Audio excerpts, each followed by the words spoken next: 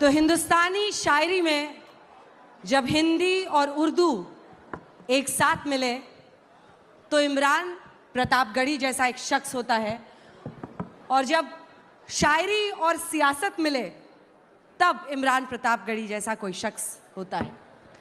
अच्छा, एक बात बताइए, आप लोगों ने आग और पानी को एक साथ देखा है? स्टेज पे देखिए, आग और पानी आपको एक साथ दिखाई देंगे। ये एक्चुअली फैसला नहीं कर पा रहे हैं कि आग कौन है और पानी कौन है। ये आप पर छोड़ते हैं। अंत में पूछेंगे कि कौन किसे आग मानता है, किसे पानी। लेकिन पहला प्रश्न यही है कि इमरान जी, अगर मैं सही हूं तो आपके पिता चाहते थे आप डॉक्टर बने। हाँ बिल्कुल, वो चाहते थे कि डॉक्टर बनूं, और जब मैं शायरी की राह पर निकला तो उन्हें लगा कि लड़का खराब हो गया। और देखिए, लिटरेचर में इन्होंने इलाहाबाद यूनिवर्सिटी से पढ़ाई की, शायरी को पेशा चुना और फिर अब सियासत का हिस्सा बन गए हैं। हाँ, तो मतलब कोई पेशा आप छोड़ेंगे किसी के लिए? कर क्या रहे हैं जीवन में आप? पत्रकारिता की पढ़ाई की, लेकिन छोड़ दिया, पेशा नहीं बनाया उसको। करते तो वो भी अच्छा करते। हालांकि शायरी जब मैं कर रहा था तो सियासत को लेकर के शायरी हमेशा जो है वह एक अलग रुख रखती है और बहुत अच्छा नहीं मानती है।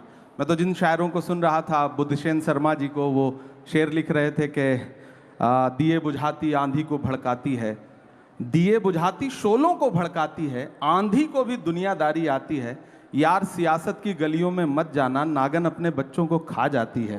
तो मैं तो ये शेर सुन रहा था, लेकिन फिर लगा कि जब एक ऐसा वक्त आया कि सब कुछ सियासत ही तय कर रही हो, कलम को भी सियासत ही तय कर रही हो कि कितना लिखना है, कितना बोलना है, जब पत्रकारों के नाम एक साथ जो है वो फ्रेम करके दुनिया के सामने रखे जा रहे हो कि कवर करने वाले लोगों के नाम ये हैं, उनका भी ज़ात, उनकी भी मजहब तय किया जा रहा हो, तो मुझे लगा कि नहीं, अब चलते हैं सियासत की दुनिया में, देखते हैं क्या कर सकते हैं। तो मुझे लगता है ठीक ही कर रहा हूँ यहाँ भी। तो अब शायर कितना बचा है और कितना सियासतदान हो गए हैं इमरान प्रतापगढ़ी? पूरा पूरा मैं कोशिश कर रहा हूँ कि शायर और सियासतदान कितना हो जाएं, उससे ज़्यादा ज़रूरी है कि मेरे अंदर का इंसान कितना बचा हुआ है, मैं उसको बचाने की पूरी कोशिश कर रहा हूँ। और संवेदना के स्तर पर मुझे लगता है कि मैं कभी तन्हाई में बैठता हूँ तो खुद से आंख मिलाता हूँ, तो मुझे लगता है कि यार ठीक है, अभी उतना ख़राब नहीं हुआ हूँ, और कोशिश करूँगा कि कभी उतना ख़राब ना हो, ये आवाम से भी वादा करता हूँ। जब तक शायर आईना में देखने के लायक रहे तब तक वो रहता है शायर, इसलिए आपके अंदर शायर तो जिंदा है। शायर समाज का आईना होता है। 33 रैलियां आपने की है महाराष्ट्र में। हाँ, 33 महाराष्ट्र में 33 प्रेस कॉन्फ्रेंसेस की, रोड शो किए, झारखंड में 11 रैलियां की। झारखंड 13, झारखंड 11 जी।